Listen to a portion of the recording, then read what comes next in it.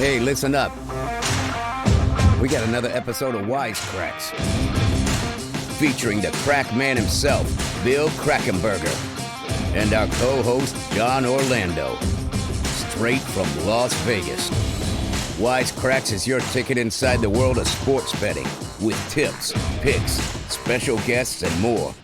Only on WSN.com.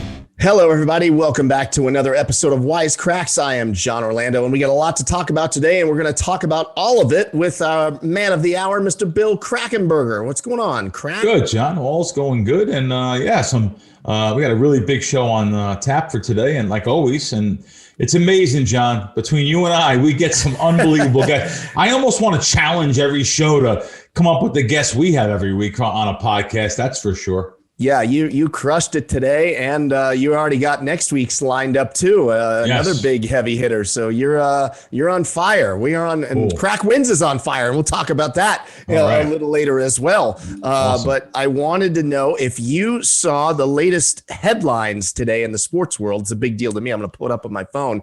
Okay. Forbes released the top 10 highest earning athletes. Oh, I seen that little notification come up on my computer. As a matter of fact, it's still there. But wait, don't look yet. Oh, don't look? Okay. Yeah, don't look. I want to see if you can tell me who's number one. Oh, number one? Can you guess who's? Well, I'll tell you this. It's normally Floyd. Yeah. Is usually number one. Yep. But Floyd didn't fight last year. Okay.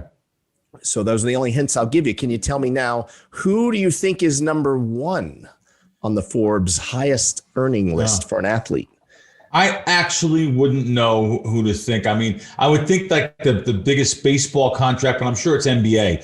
But I know Jarrett Cole made a ton of money. What's his name on the Dodgers? Your guy on the Dodgers, Mookie Betts, is making a ton of money. Yeah, that's a good guess. It's a good guess, back. But I'm going to probably not. It's going to be. I'm going to reveal. Oh, Connor, is the king? The king is back. Wait a minute. Yes. He didn't make $180 million last year. So it's kind of cheating, not cheating, but so he made $154 million outside of the octagon. That counts. That counts. Right? He's the founder of Proper 12 Irish whiskey, and they sold a big stake of it. Or he sold, I think, the majority stake of his shares. I think he still has some shares, but he sold that to the tune of $154 million or something. So that's like Sammy Hagar, who was Van Halen. He had some kind of tequila. I don't know which it was. Yeah, Sammy, I actually listened to his autobiography book on tape. Fantastic. It's called Red. And in that, it's amazing. The guy was sleeping in his car out in the cornfield. And then look, he literally sold a tequila company for like $200 million. And, and he's a really cool, humble guy. Great guy. Yeah, I've met him a couple times. Yeah, he's a good guy. Yeah. But so this is a similar where Connor made this money outside on liquor sales. Yeah. Wow. And I don't know if you know Connor's whole story, so he's 32 now. Okay. But did you know when he was like 24 or 25, he was on welfare? Oh, wow. He went from welfare, less than 10 years ago. Yeah. From welfare to $100 million, or when he fought Floyd, and he made something like 85 or 100 million, whatever it was. In 4 years, from welfare to 100 million in 4 years. It's a pretty incredible story, really, when you think about it. Yeah. Yeah, no, it really is. This guy, now, can I click on it now? I want to see here. Yes, now you can click on it. Okay, we'll go. Yeah. Highest paid athlete, 180 million in earnings. Unbelievable. 158 come from outside sources. Wow. Oh, Lionel Messi, of course. That's right. Yep. Wow, 130 million. Yeah, Messi is number 2, the soccer player. And then Cristiano Ronaldo comes in at number 3 with 120 million. Wow. Dak Prescott shocked me that Dak is on there. I guess find the big deal, right? What he must have got a lot of upfront money. Does it say 107 million he made last year? Yeah. Wow. I guess maybe signing the contract. There's there it is. A $66 million signing bonus. That's unheard of, right? For football. It really is. And you realize he got this crack with a broken leg. Oh, yeah, he was hurt. Right? Oh, everyone felt bad. Yeah, and everyone thought, he's screwed. He's not going to sign. But, props to the Cowboys for being loyal and still sticking with this. Everyone looking forward to the NFL schedule, which is released. Everyone looking forward to that first game Thursday night. It's going to be the defending champions, Tampa Bay Buccaneers, taking on the Cowboys. Really? So that's the first game of the season. It was announced yesterday, and they just announced the first week of the season. They didn't do every single week yet. Howard Katz makes the NFL schedule, a friend of mine also, and he makes the schedule. And they just released the first week, but that's such an anticipation. That first game Thursday night, Dak Do you know where coming it is? back. It's in Tampa. It's in Tampa. Let me give you the Monday night game. Yeah. The Monday night game. Baltimore Ravens at the Las Vegas Raiders. Really? There you go. First Monday night game. Are we game. going to that game? Do we go? You know what? I actually have a really good connection for a box. And the guy gave me a tour of the stadium. Anytime you want to go, it's free. Now that they announced this, let's see if he wasn't BSing me. Yeah. I'll grab those 2 seats. And if you want to go, you and I'll go. I'm in. Because I'll only go to 1 game probably for the season, maybe 2. Yeah. So, but however, I will give you a choice of one of those home games, and you can go. I love it. Thank you. Thank you. Cool.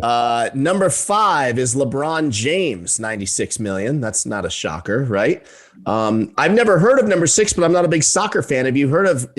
Is it Neymar? No, never heard of him. No. Nope. Well, he made $95 million last year. Wow. And what else? Number 7 might shock you. I mean, I know he's a great player, but I didn't realize he was still killing it like that. Roger Federer, tennis player. Oh, wow. I didn't know that. Wow. He is 39 years old. I didn't even think you could still play tennis at 39. It's probably the off the court money. Endorsements. Yeah, for sure. Yep. And then number 8, I had never heard of. I know I'm going to get so much hate for this probably on the DMs. You can tell what sports I like. Lewis Hamilton. Do you know who that is? No. Who is it? Good, What sport? better. He's a Formula One driver. Lewis Hamilton. He did 82. I have no glasses on. I don't know if it's 82 or 92. I can't believe that they can make that kind of money in Formula One. Yeah. Wow. Yeah. Well, good for him. Good for Lewis. Yeah, good for him. And number 9 is the GOAT, Tom Brady. Wow. Did he make that kind of money? $76 million. Wow. They were talking about the guy like retiring or not even being in football. The guy's making well, again, a lot of money off the field also. Can you imagine a 43-year-old athlete making $76 million in a year? Amazing. I mean, you got to love America, right? Yeah. Kevin Durant comes in at number 10 at $75 million, and that's your top 10 Forbes earners for last year. Very cool. Pretty cool, right? Yeah. Pretty cool. I just I had to get that in because I'm a Connor. I drank the Connor. I had no idea he made that kind of money. Yeah, no idea. So that's really cool. Really cool. Yeah. Let's see. We don't need to dwell on it, but my Dodgers, Crack. I don't know, man. I think seems like as soon as you said it, I mean, not only did you say it, you wanted everyone to keep on laying the run and a half every game. They're 5-15 in their last 20 games straight up. They've won 5 in the last 20 games. It's so bad. Yeah. It's so bad. I can't even blame Kenley Jansen. I don't even know. They all suck. I don't know what's going on. They're a very talented group, though. Yeah. They're gonna be there in the end. We know that they're gonna be there. I don't know about the very end now, but they're gonna be there throughout the playoffs, and we'll see what they can do. Did you get down on the Giants to win it all? Did you put something down when they were 80-1? I didn't, and I probably will regret it. What are they now? Are they still 80? Let's see. See if you can see. Yeah, let's see what they are. Yeah, I 80-1 was really, really good.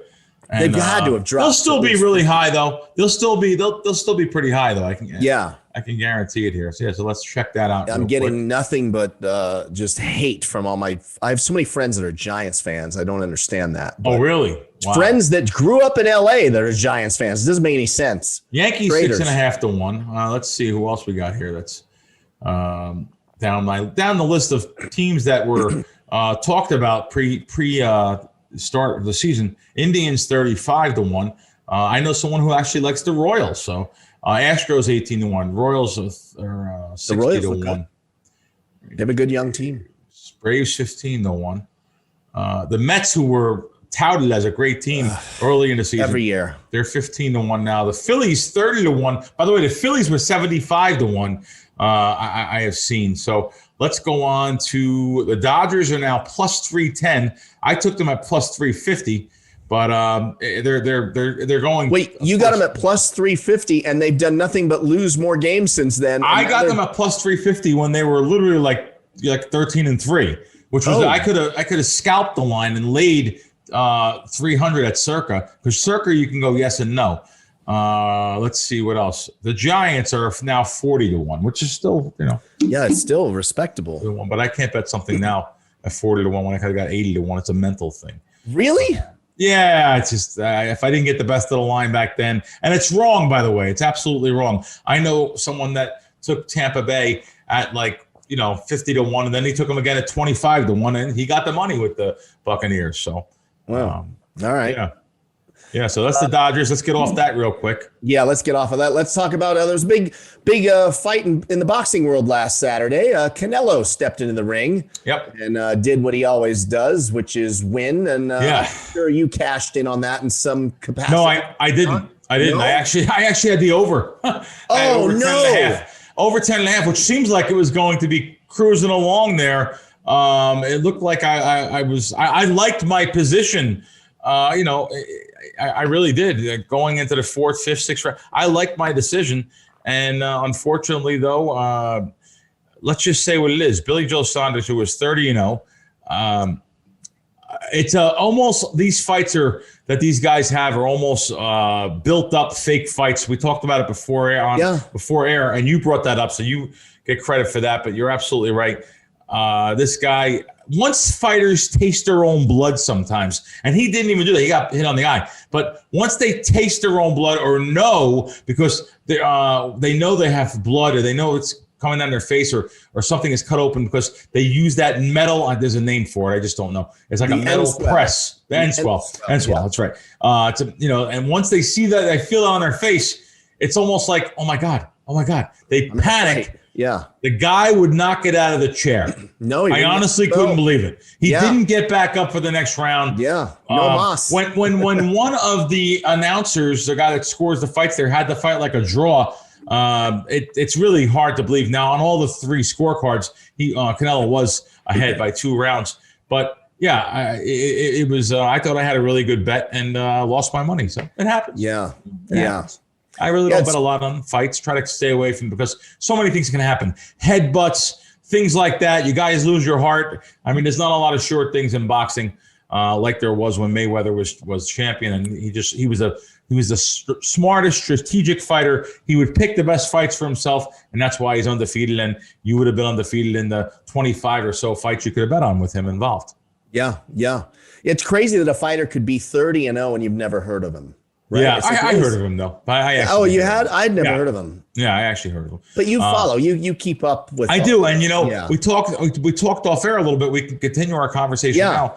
And I hope I'm not jumping ahead. I might be. No, go ahead. Go. How good is Canelo? Is he this good, or is it based on fighting guys like Billy Joe Saunders, the last guy, Avni, Yildirim, Callum Smith? These are guys that really people don't hear of, but yet their records are 27-0, 21-2, 30-0. A lot of them are set up fights for him, but I tend to disagree, though. I think he has fought some pretty good guys. He fought Sergey Kovalev. Yeah. He fought Daniel Jacobs, great fighter. He fought Golovkin, Triple G, twice. Now, to be fair, I was at both fights. I thought Triple G beat him in both fights. The first one, I had him way ahead. I had him ahead by like 8-4 or something. Ridiculous draw. And I think anyone that knows anything knows that that's ridiculous, that score. But he has fought some guy. Listen, I'm looking at his box rec fight. Chavez, I don't think was nothing, just built up because of his father. Amir Khan, just a Englishman that everyone liked from across the pond, 31-3. Seems like his fights were kind of set up too. I never really thought. And he fought Amir Khan late. And I'll tell you something else. Even Khan, it's amazing the money Khan has made. He made like $10 million in a couple fights. I just never thought he was all that. But he did beat Miguel Cotto. Miguel Cotto's legit. He beat Cotto. He beat Arislandi. He beat Lara. Kirkland. There's some couple fights he beat. Now go back to Austin Trout. He beat Trout. Then how about this? Shane Mosley. So he beat some guys that were legit fighters. Yeah. Of course, he ran into Floyd, and they said it was too young in his career. Right. He only had so many fights underneath him. But I'm not one to really bite on that too much, because he did before he fought Floyd. He did fight some other guys that I thought were, Jose Miguel Cotto, which is Cotto's brother. He fought Kermit Cintron, Mosley, Josecito Lopez, who actually did win a title himself, Austin Trout. Then he fought Mayweather. I'm not one to say, they made him fight too quick. Right. Now, do I think there would be a different outcome now?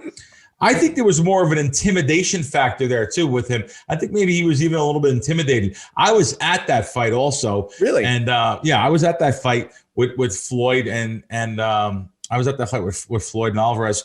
And I just thought that he came in and, looking for his biggest payday at the time there. I think it was over $5 million. And maybe a little bit intimidated by Floyd. Now, today, would it be a better fight? Would it be a better fight? I don't know, because you would think it would be. Floyd's much older now, so you would think it would be. But Floyd has decided to take on this clown car full of things, which I won't even watch that fight. And I'm not even watching it. If I can get it free on Crack Streams, I shouldn't talk about that. It's a little free way to watch fights, guys. I've watched the last 3 fights on Crack Streams, and I actually got in for free and watched it. Don't be doing that; it's illegal. Okay. But anyway, so and that also the Canelo fight. It was the most attended fight ever in that, what they call the Jerry Dome, I guess, over there. And like over 70,000 people for that fight. It was really amazing. It's funny. Boxing's not dead, I guess. That's right. People say boxing is. They always say that, and you know why, John? Because of the UFC. UFC. I say everything. Boxing is dead. Well, boxing. Listen, big boxing matches are absolutely not dead. Every fight that I have went to with the big fights are always sold out like that, and I always say to myself, "Wow, they say boxing is dead." And now, literally still in the middle of COVID, it's amazing all those people got together for that fight in Dallas. So, but there was fights back in the 20s and 30s. There was a boxing arena built in Newark, New Jersey, Newark or Elizabeth. I think it was on the border of Newark and Elizabeth. That fit 110,000 people for a fight, and they sold out. Yeah, so boxing was bigger back then, maybe because you gotta understand, you only had like boxing and baseball. There wasn't NBA. There wasn't. Yeah, so there was only 2 really big sports back then. But so that was. And they've done a terrible job, the boxing promoters, building up the other fighters. Like the casual fan only knows a handful of names, and they're a different weight class. Like, they know Floyd, obviously, they know Canelo, they know Pacquiao, but he's basically on his way out, right? Yeah. They know Tyson Fury, maybe. I mean, think about that. The heavyweight champ. I bet if I walked down the strip in Vegas and I asked 100 people, who is the heavyweight boxing champ right now? I'd be curious to see how many people could actually answer that question correctly. I would make a wager that it's under 30%. And I agree with you. And you have to lay $1.50 on that. Yeah, right. 30. No one knows. The people back in the day when it was Tyson, everyone knew. Everyone knew. Tyson was like a 99 out of 100. So it's like they've done a bad job building up those guys. Like you were just saying. I mean, you knew that guy that was 30-0. I'd never heard of him, but like and sometimes even the number one contender fights that it's like 48-0 meets 37-0. One man's gonna leave with a blemish. And you've never heard of either guy. That's how about problem. Talking about Tyson Fury though? I like him. I think he does a great job. He's a character. He's got a personality. I love Tyson Fury. I love Tyson Fury. I think he's great for the fight. He came out with the Mexican Independence Day sombrero and everything during that, and then he'll come out and he came out with the Apollo Creed outfit and Living in America, doing the Apollo Creed dance. Yeah, he's very flashy and showy, but in a good way. Yeah. Well, listen, all of those of you listening and watching around the world, of course, you're going to get some action down on all of these fights that are coming in the future and all of the NBA playoffs and baseball and all that. So make sure you download the Crack Wins app. It's on the Google Play or it's on Apple, obviously, and you can go to the crackwins.com website. And, Crack, you've been on fire, as always, haven't you? Having a good season again. Last couple days had some, oh my God, some terrible beats, but I don't talk about terrible beats normally. But when I'm taking like $1.80 on a game and I just need one more strike and cash my money, and it's, almost a 5-figure swing on that, it's kind of bothering me, and it hurts my guys too. So I had the Phillies the other day, needed one out, taking $1.50.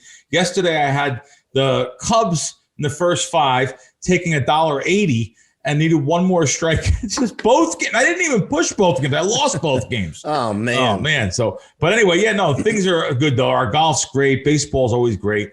Got some really good stuff on tap. Looking forward to having some WNBA. Believe it or not, we do very well at WNBA. So looking forward to have that. And we're chugging along, man. All right. So check out the app, download it today. There's all kinds of good stuff in there. And then after you download that, head on over to WSN.com. They've got all of the sign-up bonuses at all of the different sites. Cracks talk about it many times on the show in previous weeks. And I've even had a couple people reach out to me in the DM, Crack, saying thank you for the tip on WSN.com. So hats off to you on that one. Yeah, of course, right there. As you go there, you'll see you can watch any of our podcast on there. We're right up there on the top, and you can click on more episodes there. But also, like you said, I love going there for the articles. There's great content all the time. I mean, right now there's an article on, of course, big talk right now is the Kentucky Derby and Bob Baffert and the scandal going on with the Kentucky Derby winner. And now that there's a whole article on here on the Preakness and what's going on there. We still don't know, though. I think they are leaning to let this horse race again. And But I know Bob Baffert will not be in Maryland. He won't be at Pimlico. He's kind of a little bit disgraced now. But listen. They a lot of these guys do it. I mean, it's just a way of they should just own up to it, and that's it. But I mean, the excuses he gave during the week was funny, by the way. For people that don't know here, so the horse won the race, and then they came back and said we're going to possibly take this purse money away and the victory away because he tested positive for a drug. I think it's called bethesdomine. Yeah. And so now Baffert said, I have no idea how that happened. And then they said, the groom peed on the hay in the barn and he was taking cough medicine and the horse ate the hay. Therefore, he tested positive for the drug. Yeah. Okay. Yeah. Seems reasonable. Yeah. Okay. So now the latest is, no, that's not it. It's not the urine. Now it's they rubbed some stuff on his foot because he had a little injury and that had a little trace of this drug in it. And that's how it. So they spun it very well. But for most people, we know what's up. And it's not just Bob Baffert, though. It's the industry. It's a black eye on the industry, again, on a dying industry, too. Only the big races, the Kentucky Derby, the Belmont, of course, maybe here, the Pimlico, and then you have Del Mar and Saratoga, a couple fun things during the year. But as far as the horse racing, it's just another black eye for the sport. So going back to that, WSN's got articles on that, many articles on the soccer, on the golf this weekend, lots on the NBA, some predictions and odds and news on the NFL. More importantly, I like the sportsbook stuff, the bonuses. So I go right again. I know I'm a broken record here. Click on bonuses. All the states pop up. What's in your state? What bonuses you have? Click on New Jersey, and you'll see thousands and thousands of dollars in literally free bets, bet credits, deposit bonuses, just cash bonuses there. So make sure you head over to WSN.com. That is a winning parlay, the Crack Wins app and WSN.com. And speaking of winning, we're winning today because you wrangled an incredible guest, and we sat down a little earlier today with that guest, and here's who it was. All right, Bill, I couldn't be more excited about our guest today. He's a multiple-time world champion in 2 weight classes, having held the WBO light heavyweight title from 88 to 91 and the WBO heavyweight title from 92 to 93. He's the unified WBA, IBF, and lineal heavyweight titles in 1994. This guy was a beast at 52-4 with 40 KOs, and he also stepped in there and beat a guy named Evander Holyfield, which I'm sure you've heard of. He's many people don't know this. He's the first southpaw heavyweight champion we've ever had. I speak of the great Michael Moorer. How are you, Michael? Hey, I'm blessed. I'm blessed to still be here. Thank you. Thanks for joining us, Michael. Appreciate it. I got to meet you a couple of years ago, and I've been at many events with you. I was telling the guys off camera what kind of a person you are, flying up to the events when Teddy Atlas was inducted in the Boxing Hall of Fame upstate New York. You flew up for that. You flew up to his dinners every year in November. You're just a good man. There's not a lot of good men left that remember where they come from. You're one of them. So right. Thank you for joining us. Teddy's the type of person that he would do it for me because we have that respect for one another. So I would drop anything to do what I can for him. Absolutely. Awesome. And Michael, let me tell you something.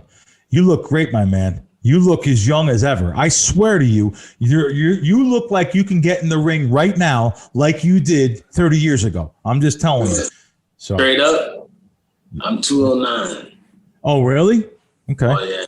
Yeah. I'm nice and lean. Right. Yeah. No, you're looking really, really good, man. And again, like John said, 52-4, 40 knockouts.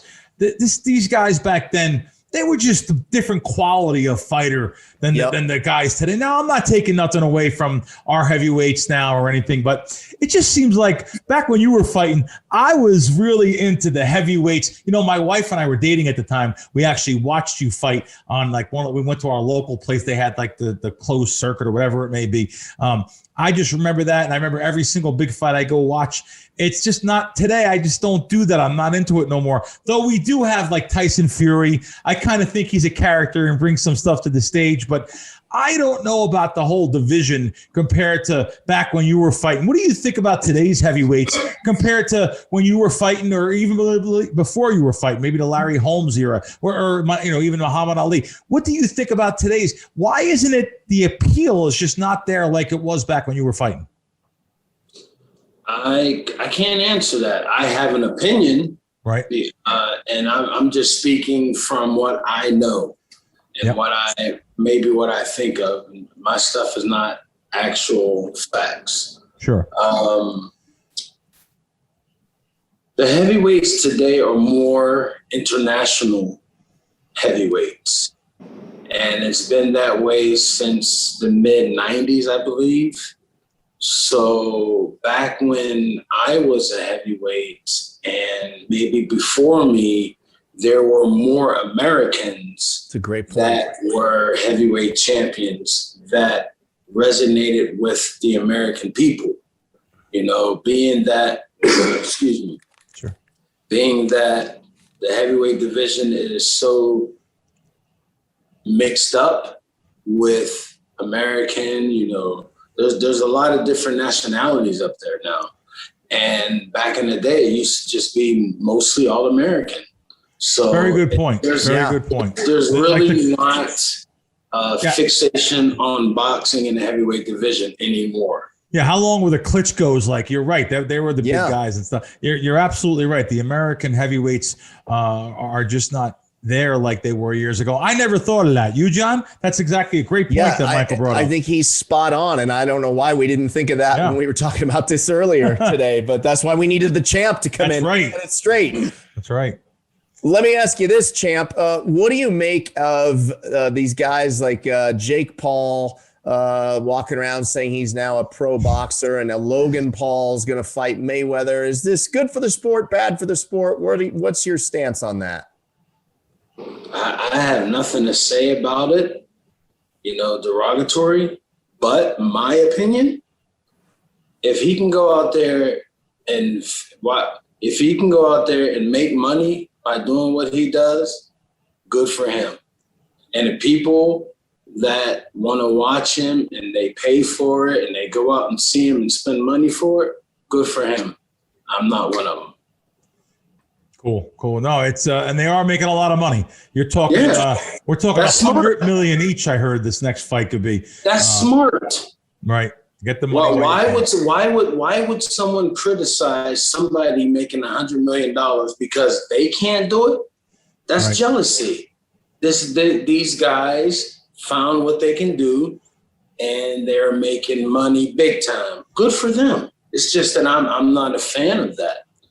Because but hey, they got talent, I'm sure. If they're doing it and they're successful at doing it. But why knock somebody? Floyd's a smart guy too. Floyd is so smart, man. He's a moneymaker. He is Money Mayweather. Exactly. For sure. Absolutely. And people don't like successful people, especially if they're brown. You have to be honest. Back in the day, there was not many brown guys that did what Floyd's doing now. Floyd is the master of what he does. And people don't like that because he does it. He's a little cocky with it. Who's not going to be cocky? Who's not going to have a little chip on your shoulder? Why not? Because you want to be on point all the time. Very good. Very good. You bring that up. I remember the great Jack Johnson 100 years ago. Boy, people hated him. He was the first guy. I'm a boxing historian. I love old boxing stuff. He was, flashy, and he drove the convertible Rolls Royce. This is back in 20s, 30s, and yet he goes down as one of the most unbelievable champions ever. But yes, he was a hated guy back then. Just like you're right, Floyd has a lot of naysayers, and you're right about also anyone that gets success in any way, it seems like you always have detractors, and it comes out of, especially with social media and stuff like this, it comes out of jealousy and hiding under anonymity of social media and people not even using their real names and stuff. So I absolutely agree with you. Great points you bring up, and you made me go down memory lane there. I want to ask you, you've worked with training legend Teddy Atlas, who's also my friend. A very good friend. I've been good friends with him for decades. One of the legendary trainers of all time. Great video. I love the video of him and you during the Holyfield fight when he's pumping you up, getting out there. And when you beat Holyfield, I literally the hair stand up on my arms thinking about it, that fight and what it meant to you and what it meant to your legacy and your place in boxing history. And what am I right by saying this? That was the best moment of your boxing life when you first won that belt, or was it when you won it? I believe you won it a first time before that. Is that also right? You're correct. I beat Burt Cooper, late Burt Cooper. Back in 92, and then in 94, I beat Holyfield. So the first title was always going to be the most memorable and the best. The second one was more of who the man was. It wasn't the first guy. It was more of the second guy of who Evander Holyfield. He was more popular than Burt Cooper at the time. Of course. But however, I know that Burt was a great fighter. You've beaten so many great fighters, Axel Schultz, Francois Botha, Vaughn Bean. You've beat some really good fighters. And of course, Holyfield, it was a great fight that you won. And it just stands out for me. But absolutely, that Burt Cooper, the first one, I'm sure is always the sweetest one for you.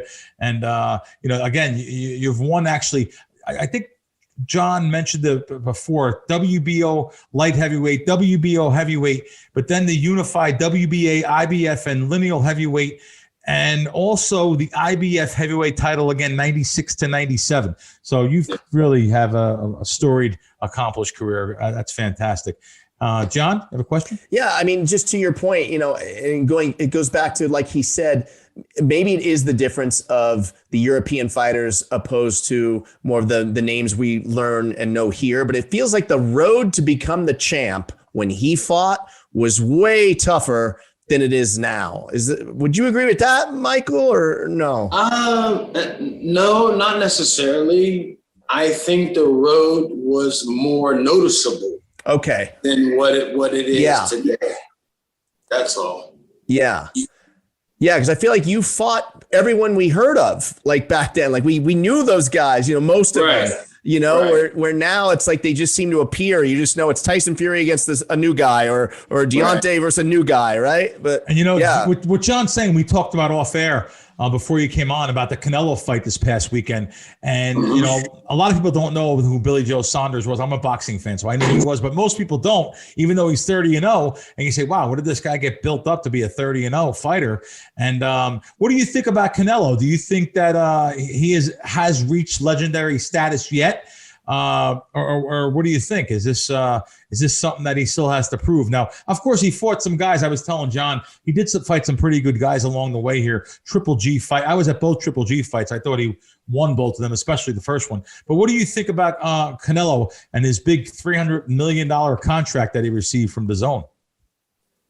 Good for that young man. That's right. He is a great, great boxer. I never met the young man. I'm sure that he's an exceptional guy. Except, I just don't want to praise him that much because he is a phenomenal guy. It's just like, I'm a fan. I keep it real. I'm a fan of his, and that dude, he punches hard, man. He's so dedicated to his sport and how to do it and how to turn punches over. It's just, I see some little things that can be corrected. Like he walks heel to toe by coming in. I would catch him every time on that jab. Teddy taught me that. And wow. Cool. I would definitely catch him every time coming in on that because he's off balance. But exception, man. That dude punches hard. Cool. Yeah, he does. He got some, and he's gonna eventually have to move up to 75. There's some tough guys up in 75. Yeah, I would like to see that. Sure, like to see put on some weight and go up. That's great. Yeah. Who would you want to see him fight? There's two champions up there now. Dimitri Bivol or something like that. Oh, right. And there's another guy. I'm not familiar, but there's two guys. Dimitri Bivol, Bivol. Jean Pascal. I'm reading the guys that are the champions. Beaterbev. Well, I don't know if Beaterbev. Now I seen Beaterbev fight. Beaterbev. Yeah, I seen Beaterbev fight in Philadelphia. And he was a small underdog on that card, and I seen him win. What am I thinking? That was Teddy's fight. That's why I seen. I was wondering why I was in Philly for that fight. Yeah. So I seen him win that fight. He's a tough guy, man. Poof. Exactly. Some of those Russians, man. Those Russians have that. Him and Canelo, that would be a hell of a fight. Yes, it really would. And again, it's he'd have to put on a couple pounds, like you're saying. So, but Canelo's a big guy. He's a big man. He's muscular, so I'm sure he comes into the ring 175. Yeah. Yep. Light heavyweight. Yeah. Cool. Champ, is there a fight that you wish you could run back? Like if you could roll the clock back, is there a fight that you wish you could run it back one time? David Tua and all my losses. Not many of them. Many of them. All four of them. The four losses I would like to take back.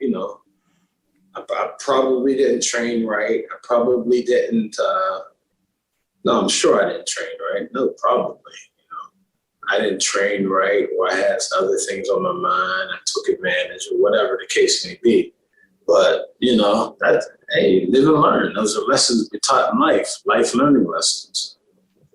Absolutely. I can pass along to the young bucks. Yeah. And it's great that you're so blunt about that too. You're so, hey, listen, I probably overlooked it like Tyson overlooked his fight in what was that? I'm trying to remember, it was Japan. He went to Japan for that fight and kind of overlooked Buster Douglas. So that's it's just that shows you're human. That's right. No one's perfect. It's probably easy to do when you've made some money, you get some notoriety, it's probably hard to manage, because it's probably fun, right? The success brings a lot of opportunity to have fun, and you're a normal human being. And, it's probably tough to stay in training mode round the clock. Yep. Well, it brings you success early in boxing, also while you're boxing. But this is a good topic now. What happens to boxers after boxing? Yeah. There's boxers that are homeless. There's boxers that are struggling to try to keep a roof over their head and made millions of dollars. Yeah. Well, how is that possible?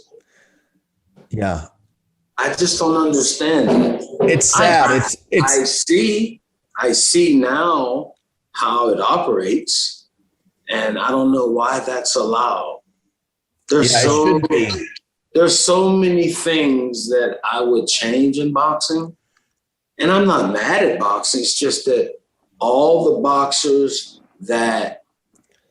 boxers that I know broke as hell. Yeah. Wow. That's sad. It's really sad. Oh God. It's sad because there's no union like all the other sports, right? Football, baseball, basketball, they all have pension. That you guys don't have anything like that. It's the same with the Olympians, with the track and field guys. I'm real good friends with like Maurice Green, and it's like these guys run for America. They compete. A lot of you boxers, fight for America in the Olympics, and you go through your career and you come out and you had these ridiculous leeches around you, probably, getting whatever money they can get. You know what it breaks down to? Let's think about this. Come on, Bill, get your calculator out. Sure. Okay. We have, say you make $10 million. Mm-hmm. The manager gets 33.33% off the top, right? Before taxes. Off the top. Right. Then the manager gets 33.33. The promoter gets 25%. And the trainer gets 10%. So that's 68.33. Right? That's unbelievable. Yeah. It's criminal. And you got to pay taxes on that. Wow. That's not right. And I've been trying to do a boxers union for a couple years now. Because if boxers know the outcome after boxing, right, you're not going to want to do that. Boxing is not a sport. Boxing is a hobby to do because there's no retirement. There's no health insurance. There's nothing. All this money you make, all the money you pay to Social Security, paid your taxes and everything, there's nothing for you. Wow. I didn't know the promoters were taking that big of a chunk. Wow. So you're talking all these percentages. I kind of didn't know that they get that kind of money. So you're talking out of now, let me be correct. All right. This was back when I was fighting. Sure, that's back then. It's not with the pay-per-view and stuff now that they have. Yeah, and I don't know what's happening now.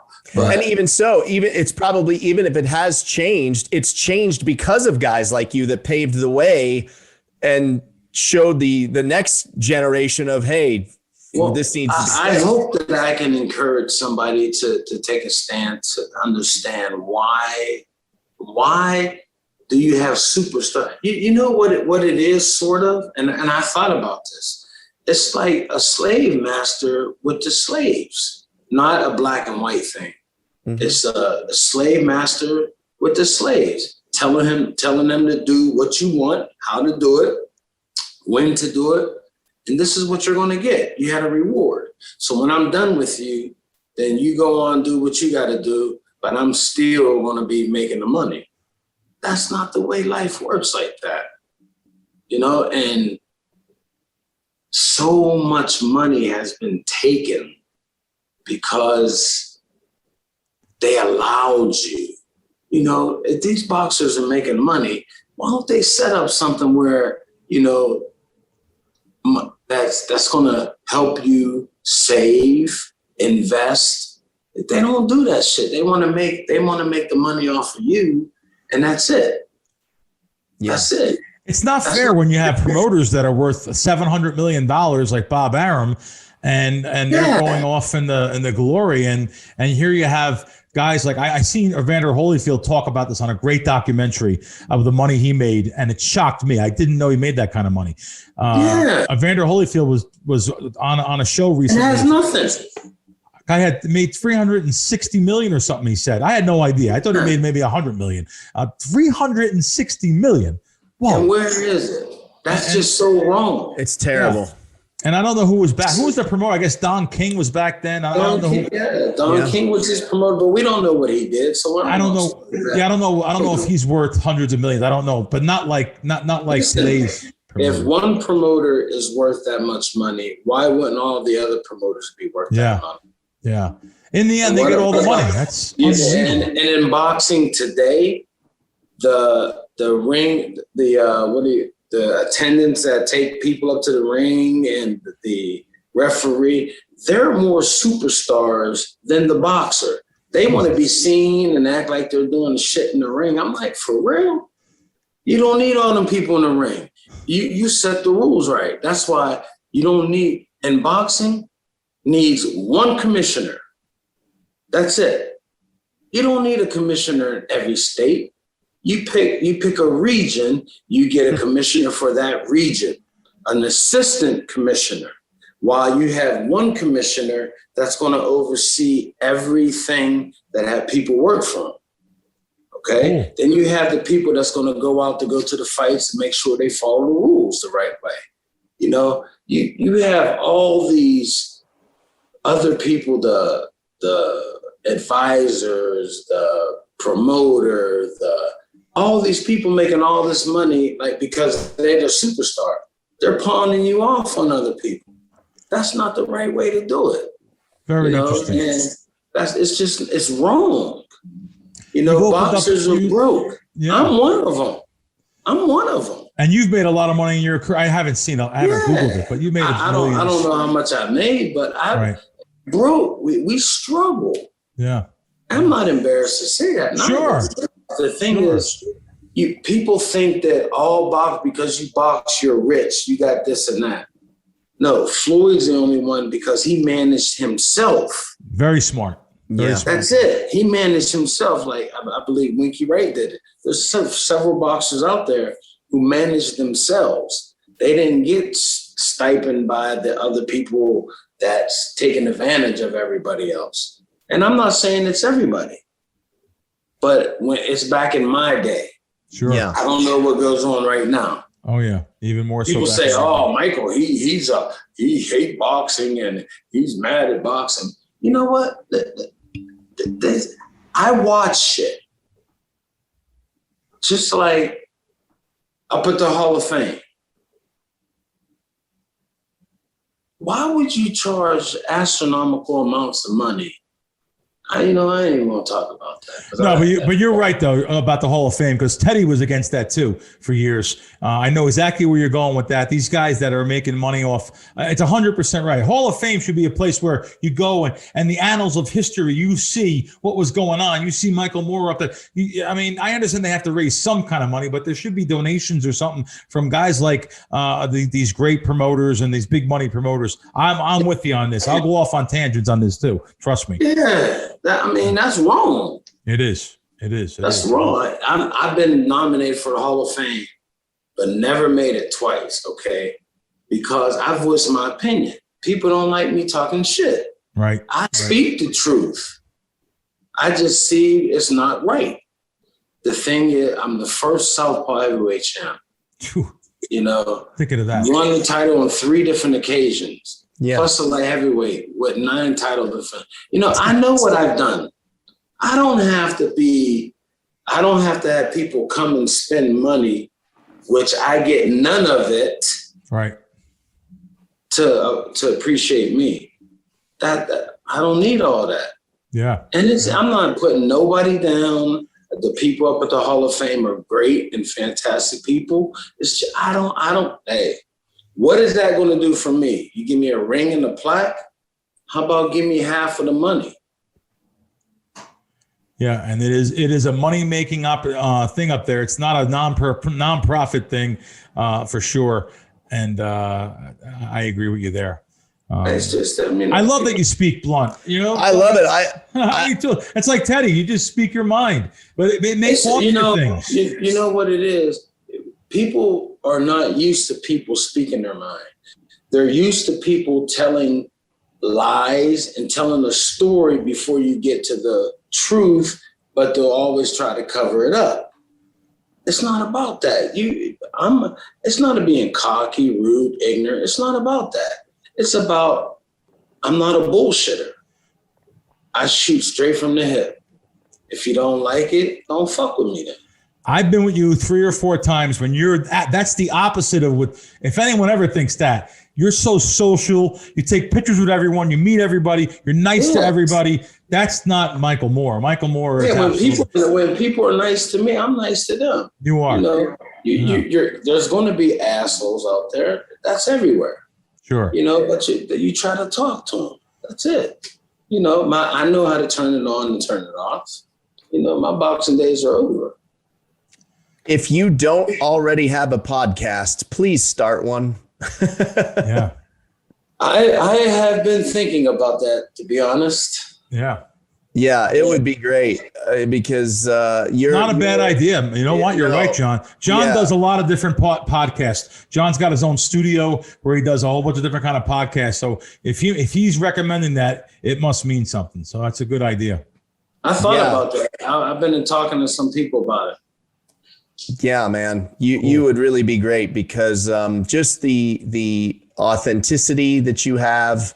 And not being afraid to speak your mind, and you're right in everything that you've said. Why you said not afraid to speak your mind? Many are. But hold on. Yeah. Why would I be afraid to speak my mind? Yeah. Why would that? Because people don't speak their mind at times. Yeah, I feel like today, in today's world, you know, it's like that old joke, you can't handle the truth. I think a lot of people can't handle the truth. And it's not, especially when it's not a popular truth, you know, and I feel like that's the first step to solving. Let's just take the boxers. Like, I think this step one to fixing this problem is more boxers need to stand up like you. And also the ones that have the money, like Floyd, need to get behind you guys. You know, Floyd can get behind, but I don't think that he should spend the money. Right. I'm not saying spend the money even. Right. If he wants to help boxers, right, that's on him. But he's not obligated to do that. You know. Sure. Well, listen, Michael, we're up against it now for time. I'm going to definitely I'm going to look you up. I'm going to give John your phone number to look you up. And I'm also going to text you myself about connection, who to call over there. He'll take care of you for a room. And I really appreciate you coming on with us. This was phenomenal. What an honor, champ. Yeah. Thank you, gentlemen. You're welcome. Thanks for having me. Yeah, anytime. Man. Yeah, hey, we'll take you up on that. We'll take you up on that. Thank you, Michael. God bless you, my man. I'll talk to you soon. Thank you, brother. You too. Bye. Wow, Crack, that was incredible. That's a boxing legend right there. Not too many people could say they jumped in the ring with Holyfield and came out victorious, you know? Yes. Oh, my God. Definitely. Evander is a really true champion. I remember when I was going to the Tyson fights, I was actually at Tyson Spinks and Tyson Holmes in Atlantic City around 88. And I was there for those fights. And I remember people talking about this up and coming Holyfield. He had to put on some weight and he was going to be a heavyweight, one of these days, heavyweight champ. So to beat that guy when he was champ, man. Yeah. Too. And, we might be able to get him on here. I have a good connection to Evander. So really? Yeah. He's a good guy too. He's actually fighting again too. Wow. I kind of don't understand that. These guys are coming back for these kind of fights, and you just hope that nobody gets hurt because they've taken a lot of punches in their life in their 20s and 30s, and then they want to come back in their 50s and start fighting. I think it's just so hard to say no to the money, though, right? It's just so it's so especially hard for some of these guys. Tyson went broke, and now he's worth tens of millions again. Right. So these guys, especially guys like Evander, these guys. Here's a guy that made like $350 million, ridiculous, and went totally broke. Google's net worth's like $500,000 bucks. It's terrible. So, almost broke. So well, listen, Crack. Before we get out of here, before we get out of here, I've been a little cold lately, but I'm getting back in the winning circle this week. UFC 262. Mike Chandler is fighting Oliveira, and I'm here to tell you, Mike Chandler, who's a little bit of a dog. I think he's maybe plus 115. He is going to have the belt wrapped around his waist. He was the Bellator champ, and he came over here. He's 1-0 in the UFC.